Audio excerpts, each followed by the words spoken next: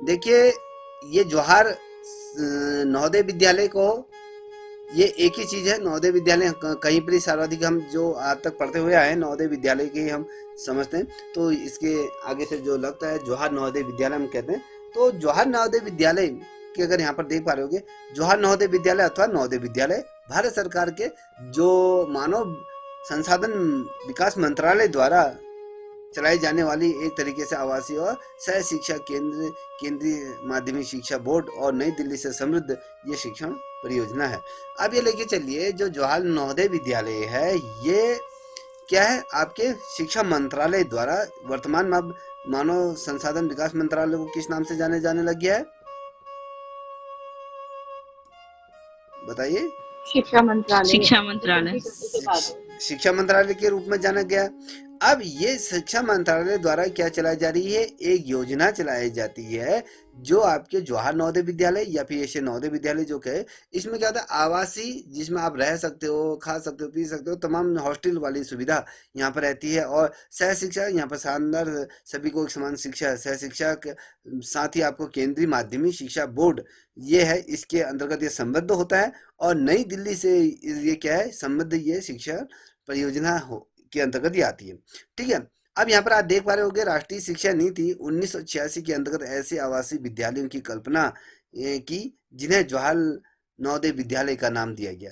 ये कभी क्वेश्चन पूछा जाता है कि जवाहर नवोदय विद्यालय की जो सरकल्पना या कहें जो इसका प्रस्ताव किस के अंतर्गत रखा गया, तो आपको पता होना चाहिए। राष्ट्रीय शिक्षा नीति 1986 के अंतर्गत क्या किया था, एक कॉन्सेप्ट लाया गया था, आवासीय विद्यालयों की संकल्पना होगी जिसे जवाहर नवोदय विद्यालय के नाम से ये रखा गया। बेसिकली अगर देखो, जवाहरलाल नेहरू के नाम से ये रखा गया, तो जवाहर नवोदय विद्यालय के नाम इसको दिया गया, जो क्या करेगा, जो सर्वश्रेष्ठ ग्रामीण प्रतिभाओं को आगे लाने का बेसिकली इसका जो कॉन्सेप्ट रहा है। अगर ओवरऑल आप देखोगे, जो नवोदय विद्यालय का मेन मोटो क्या है, मेन मोटो ये है कि इसके अंतर्गत क्या होगा, जो ग्रामीण क्षेत्रों में जो प्रतिभावान जो बच्चे हैं, वो किसी कारण से अपनी शिक्षा को पूरी नहीं कर पाते हैं, तो उन क्षेत्रों में बेसिकली ऐसे बच्चों को इन विद्यालयों में क्या करना है, शिक्षण कार्य इनको संपादित करना है। तो जो ग्रामीण क्षेत्रों में, जो ग्रामीण अंचलों में जो बच्चे होते हैं, तो उनको आगे लाने का एक ये कॉन्सेप्ट है,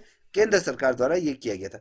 आपको बता दूं, राष्ट्रीय जो शिक्षा नीति थी 1986 के अंतर्गत ऐसे आवासीय विद्यालयों की कल्पना की गई थी कि भैया जिसे नवोदय विद्यालय नाम दिया गया है, और ये प्रतिभाओं को आगे लाने का क्या करता है, हर संभव ये प्रयास करता है।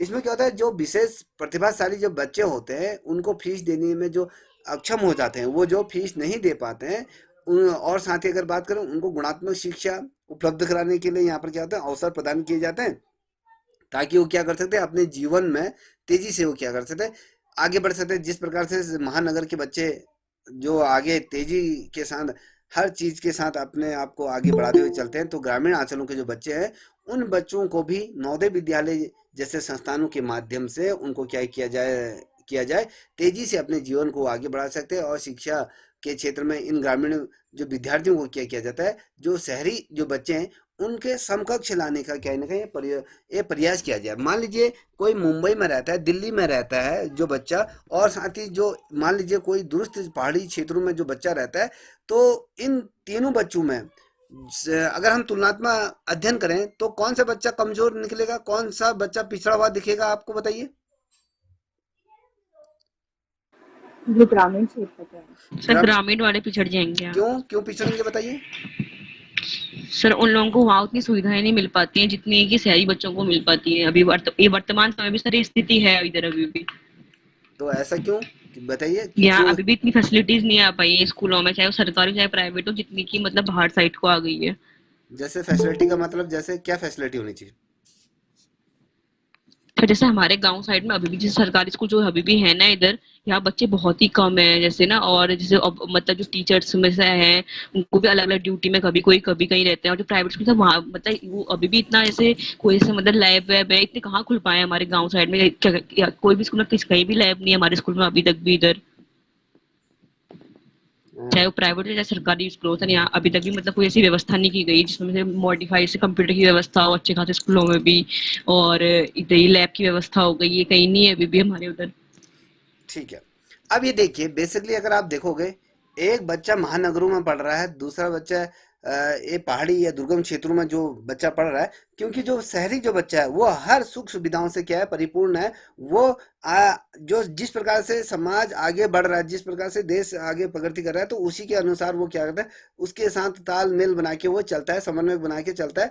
तो वो सारी चीजें क्या होती है, उसको विद्यालय में, चाहे वो कंप्यूटर शिक्षा हो, चाहे चाहे वो खेल कूद हो, या फिर उसके शारीरिक शिक्षा हो, तमाम ब्रॉड शिक्षा उसको दी जाती है। और जो ग्रामीण अंचलों में जो बच्चे रहते हैं, प्रतिभा होती है, प्रतिभा होने के बावजूद भी ये बच्चे क्या होते हैं, उन बच्चों से पिछड़ जाते हैं।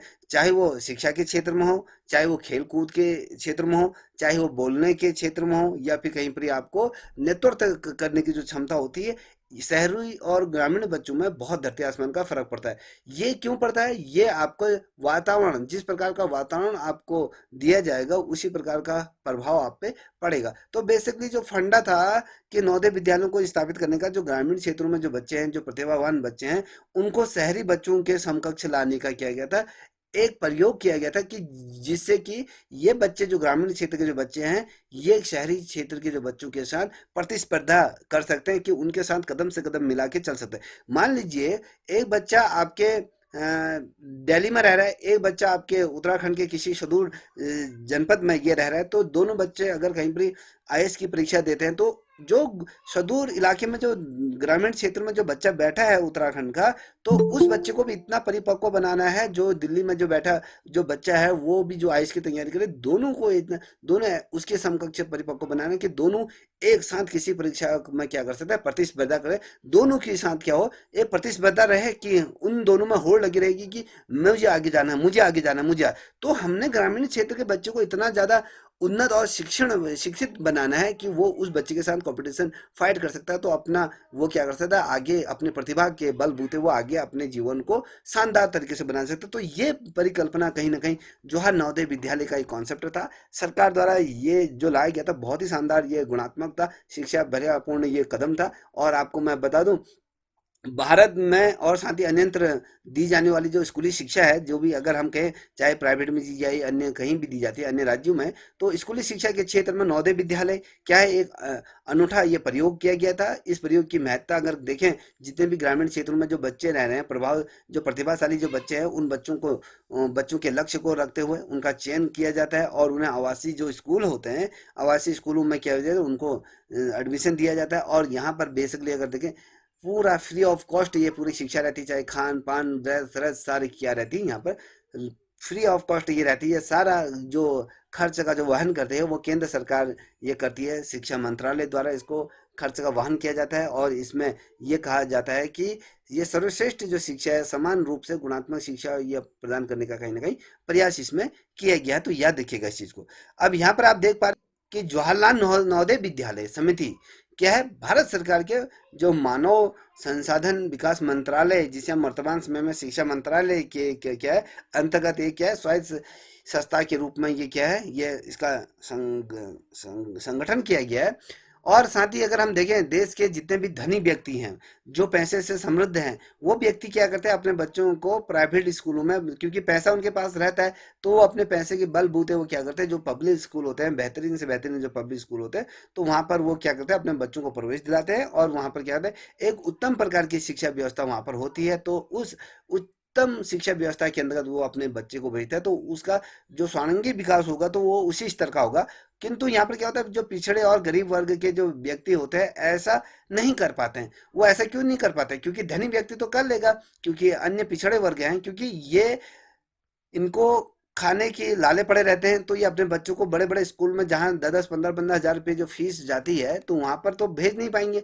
तो इनके लिए कौन से होते हैं, जैसे प्राइमरी स्कूल होते हैं, जहाँ पर क्या होता है, 2 वक्त की अगर खाना भी मिल जाए, तो इसलिए जो मिड डे मील जो योजना सरकार द्वारा लाई गई थी, तो कहीं ना कहीं बच्चे जो भूखे रहते हैं, जो भूख की वजह से किनकी डेथ हो जाती है, तो ऐसे बच्चों को शिक्षित करके वो बच्चे क्या हो सकता है, एक टाइम का उनको भोजन विद्यालय में दिया जा सकता है। तो ऐसे ग्रामीण क्षेत्रों में जैसे माँ बाप हैं, वो अपने बच्चों को बड़े स्कूल में नहीं पढ़ा सकते हैं, तो इन बच्चों के नहीं पढ़ा पाते हैं, तो ऐसे परिणाम तो है इस वर्ग के जो इस वर्ग के बेसिकली गरीब वर्ग में, पिछड़े वर्ग में कुछ ऐसे बच्चे होते हैं जो प्रतिभावान जो बच्चे होते हैं, और प्रतिभावान जो प्रतिभाशील जो बच्चे होते हैं उन बच्चों को वो क्या करते हैं, अपने या प्रारी समस्या के कारण से या धन के कारण से या पिछड़ेपन के कारण से वो आगे नहीं बढ़ पाते हैं। तो इसकी जो प्रतिभा है, जो जो ये बच्चों की जो प्रतिभा है, जो राष्ट्र की इनकी जो प्रतिभा है उसको लाभ से वंचित हो।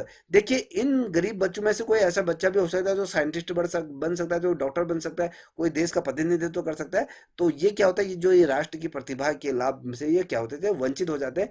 तो इस तथ्य की ओर सर्वप्रथम जो ध्यान गया था, आपको याद रखना कि इस तथ्य की तरफ जो ध्यान गया था सर्वप्रथम 1982 में, उस टाइम के जो तत्कालीन युवा प्रधानमंत्री रहे हैं राजीव गांधी का इस समय को ध्यान गया कि राजीव गांधी ने इस चीज को स्मरण करा कि भैया जो पिछड़े वर्ग के बच्चे हैं, जो गरीब हैं, जो गरीब तबके के हैं या दूरस्थ क्षेत्रों में रहते हैं, सीमांत क्षेत्रों में रहते हैं, तो वो बच्चे क्या है, उत्तम प्राइवेट जैसे शिक्षा संस्थानों में अपना एडमिशन नहीं करा पाते, वो कहीं ना कहीं आधुनिक शिक्षा से वंचित हो जाते हैं। तो ऐसे बच्चों को शिक्षा प्रदान करने के लिए, निःशुल्क जो शिक्षा प्रदान करने के लिए एक कॉन्सेप्ट लाए राजीव गांधी, जो आपके जवाहरलाल नवोदय विद्यालय के रूप में आए।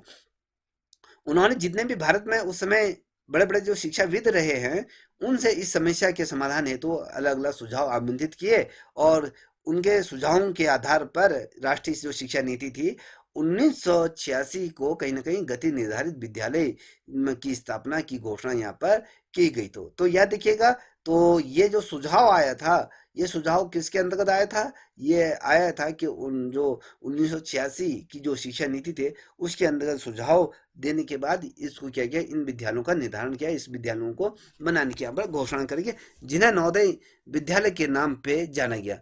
ठीक है, नवोदय विद्यालय के नाम पे जाना गया। आगे चलकर इन विद्यालयों को जवाहर नवोदय विद्यालयों के नाम से इसको पुकारा जाने लगा। तो याद रखिएगा, सेंट्रल स्कूल अलग होता है, जवाहरलाल नेहरू विद्यालय अलग होते हैं। तो ये इस तरीके से याद रखिएगा।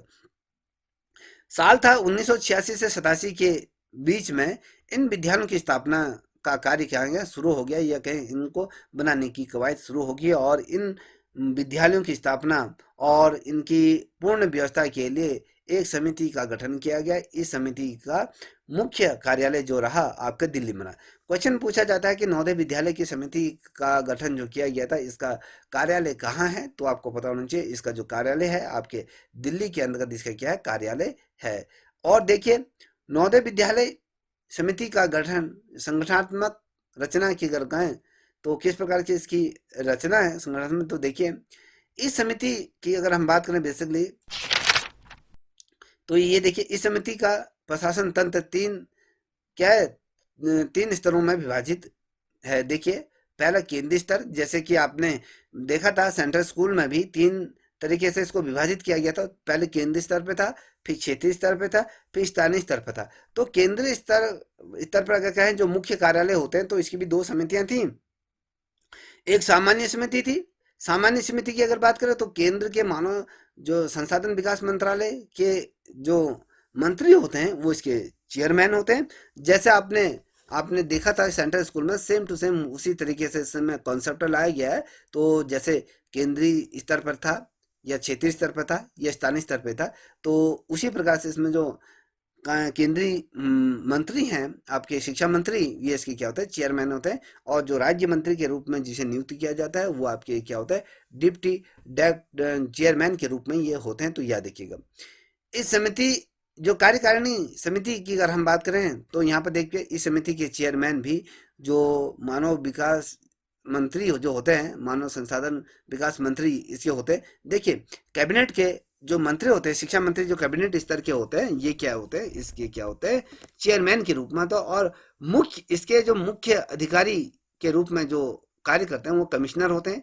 कमिश्नर की नियुक्ति की जाती है। याद रखिएगा कि पूछा जाता है कि जवाहर नवोदय विद्यालय के मुख्य अधिकारी के रूप में किसे नियुक्त किया जाता है, तो ये जो नियुक्त किया जाता है कमिश्नर को भारत सरकार द्वारा नियुक्त किया जाता है। और इस समिति में देखिए इस समिति के कमिश्नर के अतिरिक्त एक कमिश्नर होगा और 3 जॉइंट कमिश्नर होंगे और 5 क्या होंगे, आपके डिप्टी कमिश्नर होंगे। पहला बड़ा जो होगा कमिश्नर होगा, फिर आपके उसके बाद 3 जॉइंट क्या होंगे, कमिश्नर होंगे, और 5 क्या होंगे, डिप्टी कमिश्नर होंगे, और 11 असिस्टेंट कमिश्नर होंगे, और साथ ही अगर मैं बात करूं एक जनरल मैनेजर इसमें नियुक्त किया जाएगा नवोदय जवाहर नवोदय विद्यालय की जो कार्यकारिणी समिति है। तो उस समिति की हम बात करें तो कार्यकारिणी समिति की 2 उप समितियां भी बनाई गई हैं। हमने पहले भी पढ़ा था, अभी भी हम इसको पढ़ रहे हैं।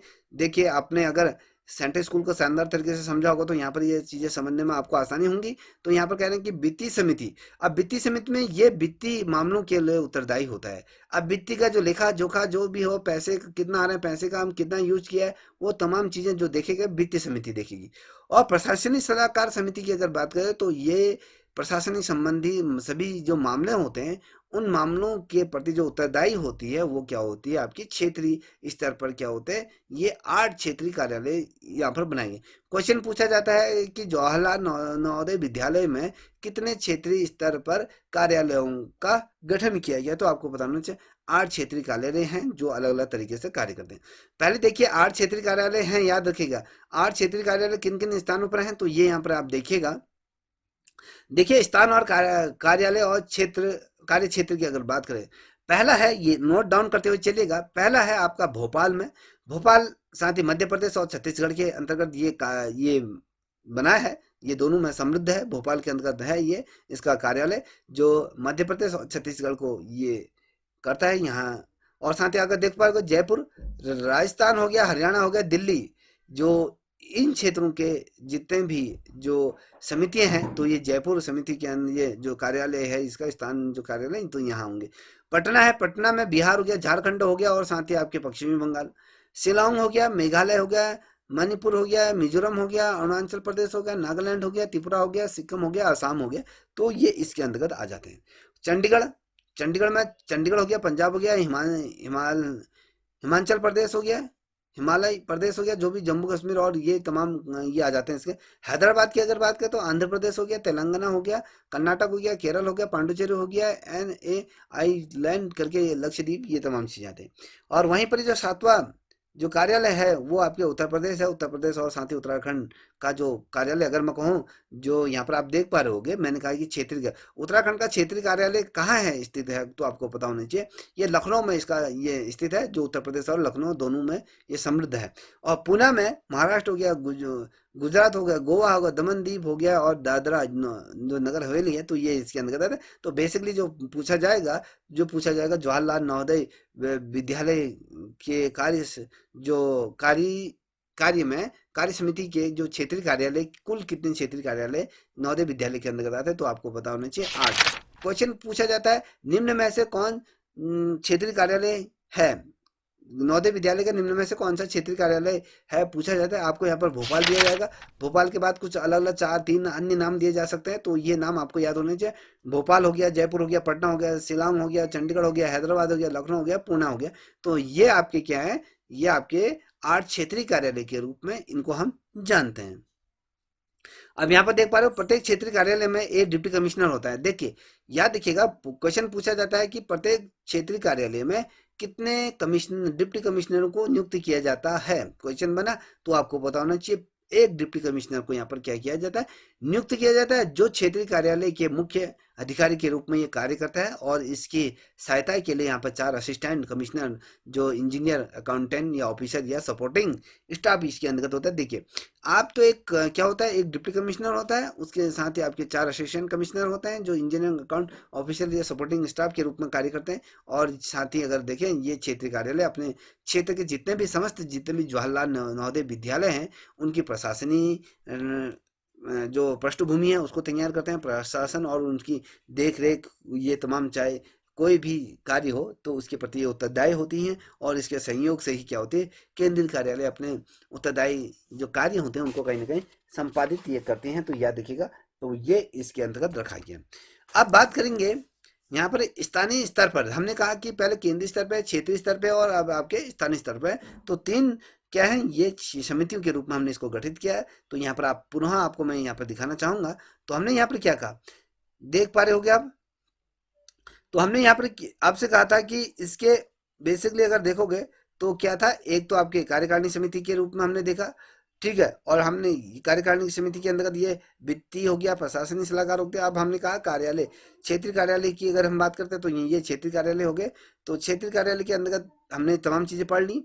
तो अब यहाँ पर आप देख पा रहे होगे, तो स्थानीय स्तर पर, केंद्रीय स्तर पर पढ़ लिया, फिर साथ ही हमने कौन से पढ़ा, केंद्रीय स्तर पर, क्षेत्रीय स्तर पर और स्थानीय स्तर पर हम देख रहे हैं। तो स्थानीय स्तर पर प्रत्येक जवाहरलाल नवोदय विद्यालय के लिए 2 समितियां होती है। क्वेश्चन पूछा जाए जवाहरलाल नवोदय विद्यालय पर 6 स्थानीय स्तर पर कितनी समितियों का गठन किया जाता है, तो आपको पता होना चाहिए 2 समितियों का गठन यहाँ पर किया जाता है। पहले था विद्यालय एडवाइजर समिति थी। तो इस समिति के अध्यक्ष के रूप में कौन होते हैं, जो होते हैं जिलाधिकारी होते हैं। और साथ ही इसमें क्या होता है, जो सदस्य जो स्थानीय स्तर पर जो अधिकारी गण होते हैं, जो शिक्षकविद होते हैं, उनको क्या होता है इसमें मनोनीत किया जाता है। तो यह देखिएगा क्वेश्चन क्या पूछा जाए, जवाहरलाल नवोदय विद्यालय पर जो स्थानीय स्तर पर विद्यालय एडवाइजरी समिति के अध्यक्ष के रूप में किसे नियुक्त किया जाता है, तो आपको पता होना चाहिए जिलाधिकारी इसमें नियुक्त हो गया।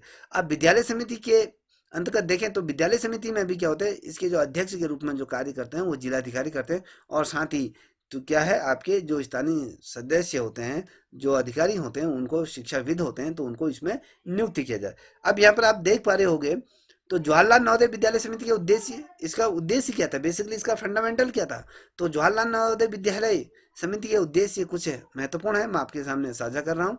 तो यहाँ पर कह रहे हैं, सरकार द्वारा निश्चित भाषाई सूत्र के अनुसार 3 भाषाओं के अध्ययन को व्यवस्था करना और साथ ही इन भाषाओं का बच्चों को ज्ञान कराना और साथ ही इनका प्रयोग में दक्ष करना। देखिए, सरकार द्वारा जो 3 भाषाई सूत्र दिया गया था, जिसमें 3 भाषाओं का अध्ययन करने की व्यवस्था की गई थी कि भैया 3 भाषाएं उसमें बच्चा सीख सकता है। तो इन 3 भाषाओं में कौन सा था, इन भाषाओं का ज्ञान क्या होता है, जो बच्चे नवोदय जैसे विद्यालयों में पढ़ रहे हैं, तो उन बच्चों को तीनों भाषाओं में दक्षता हासिल करनी होती है। एक तो होती स्थानीय होती, जो अच्छी क्षेत्रीय होती है, एक राष्ट्रीय भाषा होती है, तो इसके अंतर्गत आ जाती है। तो याद रखिएगा। और साथ ही समानता और सामाजिक न्याय की दृष्टि से देश के उपेक्षित जो क्षेत्र होते हैं, तो जहाँ पर हम कहते हैं समान शिक्षा समान न्याय की बात, जब हम कहते हैं सामाजिक न्याय की बात करते हैं, तो देश की उपेक्षित जो क्षेत्र होते हैं, जो ग्रामीण क्षेत्र होते हैं, ये उपेक्षित वर्ग जो होते हैं, बेसिकली एक तो ग्रामीण क्षेत्र होता है जहाँ पर सभी कम्युनिटी आ जाती है। तो उपेक्षित वर्ग के रूप में जो बहुत ही ज़्यादा तिरस्कारी जो वर्ग होते हैं, जिनको बहुत ज़्यादा हेय दृष्टि से देखा जाता है, तो उन बच्चों को भी यहाँ पर क्या हो जाते हैं, इन बच्चों जो इस समुदाय के जो बच्चे जो प्रतिभाशाली है, जो विद्वान हैं, जो अपनी प्रतिभाओं के कारण कहीं ना कहीं विश्व में अपना नाम कर सकते हो, तो ऐसी प्रतिभाओं को आगे लाने के लिए जो उपेक्षित वर्ग है, जैसे एससी हो गया, एसटी हो गया, ओबीसी हो गया, जो अन्य जो पिछड़े वर्ग हैं, तो ऐसे योग्य बच्चों को आधुनिक उत्तम शिक्षा उपलब्ध कराना बेसिकली इसका फंडा रहा है। तो याद देखिएगा, ग्रामीण अंचलों में जो बसे हुए जो बच्चे हैं, जो किसी न किसी रूप में क्या है, सशक्त हैं, उनके जो आईक्यू लेवल है अच्छा है, तो ऐसे बच्चों को आगे लाने के लिए नवोदय विद्यालय जैसे संस्थानों का क्या किया है, गठन किया गया है। याद रखिए। अब यहाँ पर देख पा रहे हैं, बच्चों को एक साथ रहने और एक साथ खाने पीने और एक साथ पढ़ने के अवसर और साथ ही राष्ट्र लक्ष्य, समाजवाद, धर्मनिरपेक्ष और राष्ट्र एकता का ये क्या प्राप्ति करना है। अब देखिए यहाँ पर क्या होगा, यहाँ पर किसी भी धर्म जाति विशेष को ऊंचा रख कर क्या किया जाता है, सभी बच्चे क्या होते हैं, एक साथ रहते हैं, एक साथ खाते हैं, एक साथ पीते हैं और साथ ही उनको समान अवसर प्रदान किए जाते हैं राष्ट्र के को आगे बढ़ाने के लिए। समाजवाद में जिस प्रकार समाज में जो चीज़ें व्याप्त हैं, तो उसको लक्ष्य रक्षित रखते हुए क्या होता है, इनको एक साथ रखा जाता है। और धर्मनिरपेक्षता, हम कहते हैं कि यहाँ पर मुस्लिम भी होगा, सिख भी हो गया, हिंदू भी होगा, क्रिश्चियन भी होगा, सभी समुदाय के बच्चों को ये फील ना कराते हुए कि एक धर्म ही सर्वश्रेष्ठ धर्म होता है। सभी धर्मों की यहाँ पर क्या है, सम्मान इज्जत की जाती है और राष्ट्र की एकता का प्राप्ति करना हमारा जो उद्देश्य है। राष्ट्र की एकता को हमने क्या करना, ना हमने किसी धर्म जाति विशेष में वर्गों में विभाजित किए बिना हुए एक राष्ट्र की बात करते हैं। हम सब भारतीय हैं, ये जो नारा है इसको बुलंद करने के कहीं ना कहीं ये एक जरिया है बेसिकली। इसके बाद जब ये बच्चे यहाँ रहते हैं, फिर खाते हैं पीते हैं, सब रह के फिर जब बाहर आ जाते हैं, तो फिर ये अपने उसी रंग में आ जाते हैं कि हम हिंदू हैं, हम ये है। तो ये चीज़ें नहीं होनी चाहिए। तो ये अब देखिए, चौथे नंबर का प्रश्न है, देश के प्रत्येक जिले में एक एक जवाहरलाल नवोदय विद्यालय कर को स्थापित किया जाना चाहिए और आधुनिक शिक्षा क्या करें, आधुनिक उत्तर शिक्षा व्यवस्था कर क्षेत्रीय में अन्य विद्यालयों के लिए भी आदर्श उपस्थित करना होगा। तो यहाँ पर बेसिकली अगर देखो, प्रत्येक राज्य के प्रत्येक जिले में एक एक क्या होगा, जवाहरलाल नवोदय विद्यालय यहाँ पर स्थापित होंगे। याद रखिएगा, जवाहरलाल नवोदय विद्यालय यहाँ पर स्थापित होंगे। इन विद्यालयों का जो मेन उद्देश्य है कि यहाँ पर एक अच्छी ऐसी शिक्षा व्यवस्था यहाँ पर देना जिसमें कि जो अन्य विद्यालयों को जैसे राजकीय विद्यालय हैं तो उन विद्यालयों को भी कहीं ना कहीं ये एक आदर्श के रूप में ये एक आइकॉन बन सकें, तो ये मेन उद्देश्य ये रहा है। यहाँ पर देखिए, देश के प्रत्येक जिले में उत्तम शिक्षा व्यवस्था के साथ साथ एक ऐसी शिक्षा व्यवस्था को स्थापित करना है जिससे बच्चे का शारीरिक विकास हो और अपनी संस्कृति को समझ कर स्वीकार करे और साथ ही उसमें मानवीय मूल्यों का विकास हो।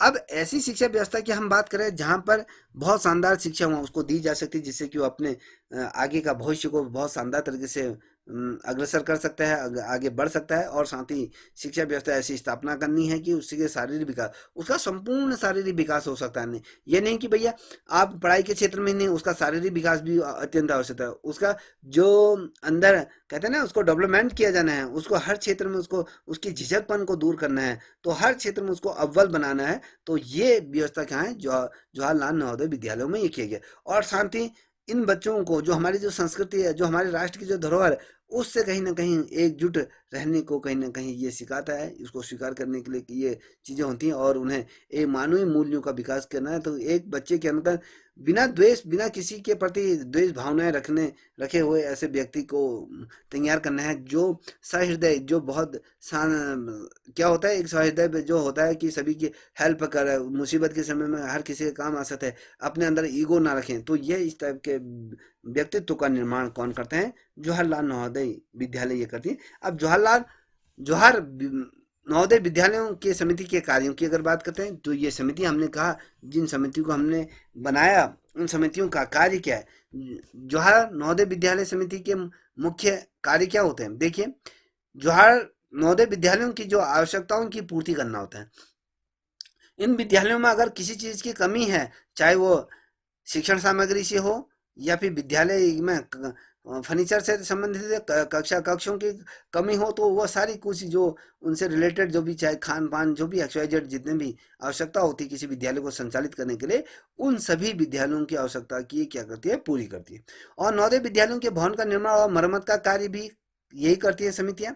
और साथ ही अगर हम कहें नवोदय विद्यालयों के कक्षा 10 से लेकर 12 तक के जो छात्रों की परीक्षा केंद्रीय माध्यमिक शिक्षा CBSE द्वारा क्या होंगी, इसको संपादित की जाएंगी। तो याद रखिए, क्वेश्चन पूछा जाता है कि नवोदय विद्यालयों के कक्षा 10 और 12 के छात्रों की परीक्षा का दायित्व के संपन्न कराने को किसको दिया गया? तो आपको पता होना चाहिए केंद्रीय माध्यमिक शिक्षा बोर्ड को इनको दायित्व दिया जाता है। तो ये क्या करते हैं? इन बच्चों की परीक्षा को संपन्न कराते हैं, तो इनका रिजल्ट भी यही देते हैं।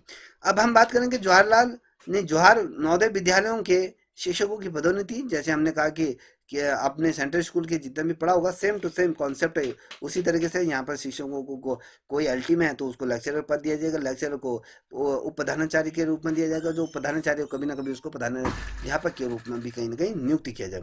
अब यहाँ पर देख पा रहे एक बहुत, इसे याद रख लीजिए, 500 पॉइंट वेरी मोस्ट इंपोर्टेंट है। ये कह रहा है कि कक्षा 9 के 30% छात्रों को हिंदी भाषाई क्षेत्रों में अहिंदी भाषाई क्षेत्र और अहिंदी भाषाई क्षेत्रों से या हिंदी भाषाई क्षेत्रों में स्थानांतरण करना होता है।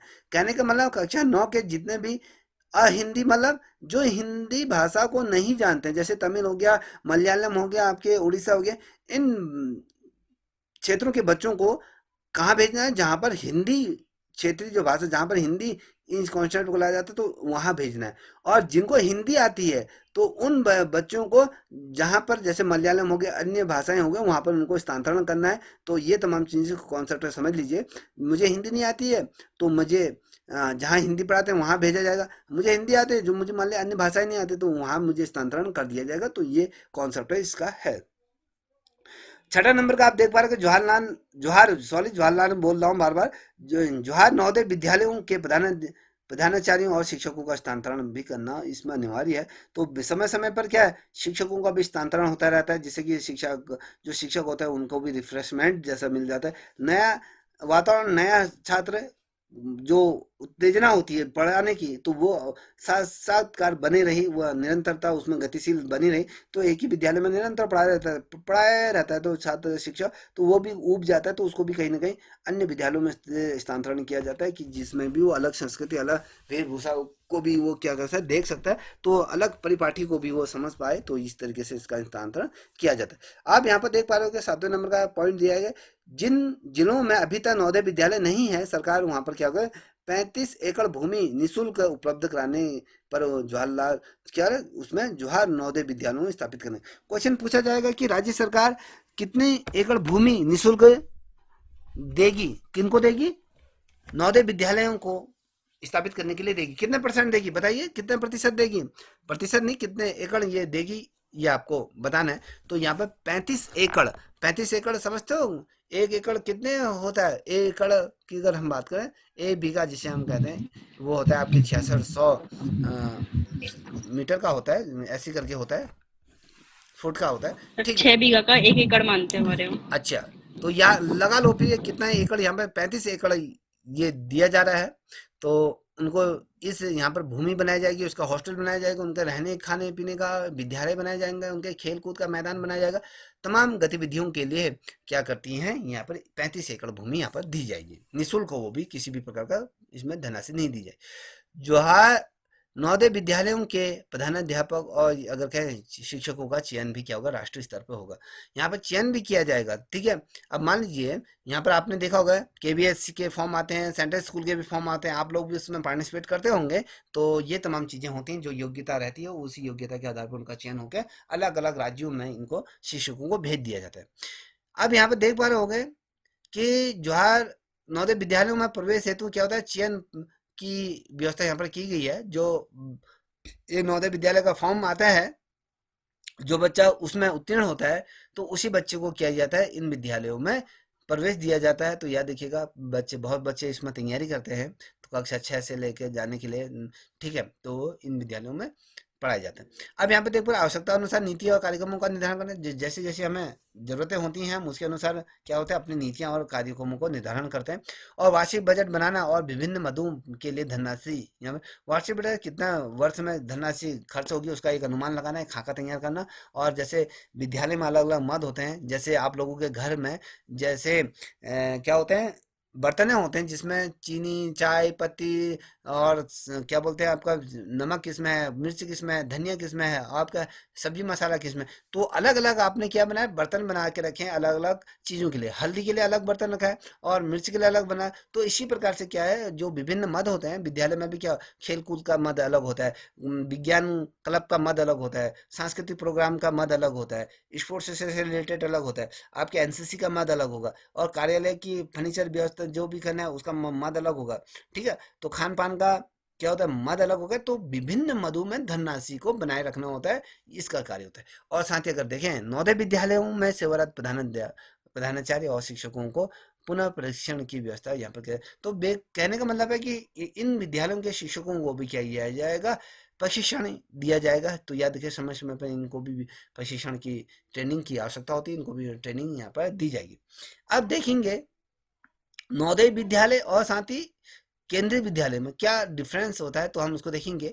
तो कल हमने इसको चर्चा भी की थी, तो यहाँ पर देख पा रहे, पहले हम केंद्रीय विद्यालय यहाँ पर दिया है, नवोदय विद्यालय इसके पैरेलल में दिया है। तो आप देखिए, केंद्रीय विद्यालय की जो स्थापना हुई थी 1963 से 1964 के मध्य में हुई थी, और नवोदय विद्यालय की जो स्थापना की गई थी वो राष्ट्रीय शिक्षा नीति जो 1986 थी, उसी के अंतर्गत एक प्रस्ताव लाया गया समिति द्वारा। इनको क्या कहते थे, जवाहरलाल किसके कौन से प्रधानमंत्री थे, किनके कॉन्सेप्ट पे ये नवोदय विद्यालयों को स्थापित किया गया था, बताइए।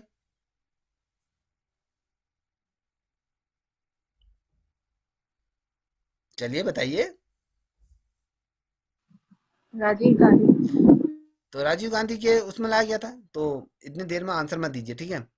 यहाँ पे देखिए, केंद्रीय विद्यालय संगठन भारत सरकार के योजनात्मक कोष से पूर्णतः वित्त पोषित होता है, और नवोदय विद्यालय क्या होता है, पूर्णतः वित्त पोषित नहीं होता है।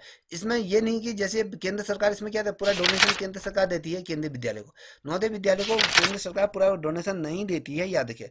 इसमें राज्य सरकार का भी कहीं ना कहीं क्या होता है, पोषित वित्त पोषित ये होता है। तो याद रखिएगा, राज्य सरकार भी इसमें कुछ % इसमें पैसा इसको देती है। तो पूर्ण रूप से अगर ये कह सकते हो केंद्रीय स्कीम या कहें सेंट्रल स्कीम इस पर आधारित नहीं होता है, तो यह देखिएगा, ठीक है। अब केंद्रीय विद्यालय की स्थापना का मुख्य उद्देश्य प्रतिरक्षा कर्मचारियों के बच्चों को शिक्षा पहुंचाना था। तो इसका बेसिकली जो फोर्सेज में जो लोग हैं उनके बच्चों के लिए थी। और नवोदय विद्यालय की तो स्थापना का मुख्य उद्देश्य क्या है? देश में शैक्षिक अवसरों की समानता के सिद्धांत को व्यवहारिक रूप प्रदान करना था।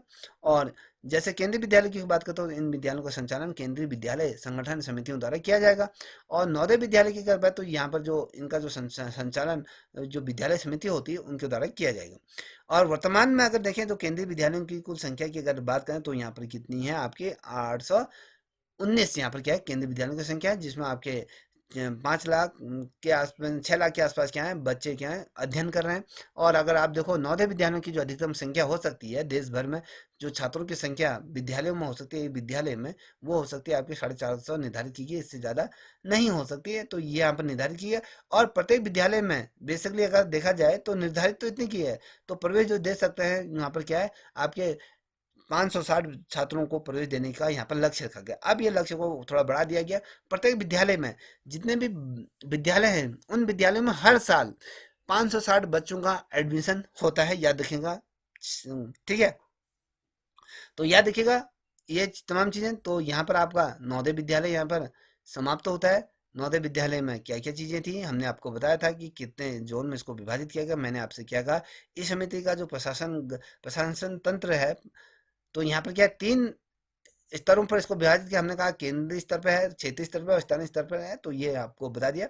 और आपको हमने कहा कि क्षेत्रीय कार्यालयों की अगर हम बात करते हैं, केंद्रीय क्षेत्रीय कार्यालय 8 होते हैं, जिसमें अलग अलग हमने आपको तमाम चीज़ें बताई थी। तो ये तमाम चीज़ें आपकी जो नवोदय जो विद्यालय समिति है, तो इसका पूरा आपके सामने रख दिया। अगर किसी को इससे कोई क्वेश्चन है तो बताइए।